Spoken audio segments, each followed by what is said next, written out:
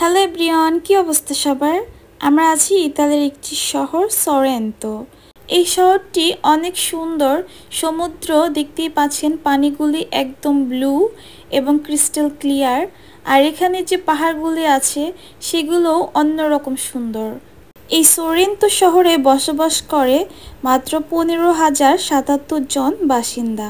এই শহর খুব একটা বেশি বড় না, এটা 9 বর্গ কিলোমিটার এবং 3 বর্গ মাইল। উচ্চতা 50 মিটার 160 ফুট।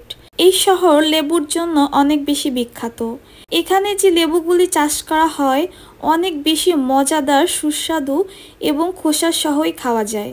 আর খোসা অনেক বেশি মিষ্টি, মনে হবে আপনি একটি ফল খাচ্ছেন।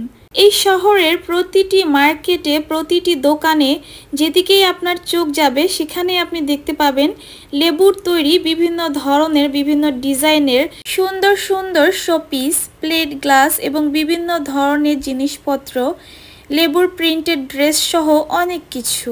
সাথে তো অবশ্যই থাকবে লেবুর শরবত।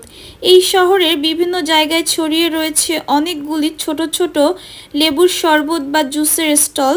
আর বিভিন্ন রেস্টুরেন্টে পাওয়া যাচ্ছে এই লেবুর তৈরি বিভিন্ন ডিজার্ট আইটেম। এতক্ষণ যারা এই ভিডিওটি দেখেছেন সকলকে অসংখ্য ধন্যবাদ। এই ভিডিওটি পছন্দ হলে আমার চ্যানেলকে সাবস্ক্রাইব করবেন, লাইক কমেন্ট করে পাশে থাকবেন।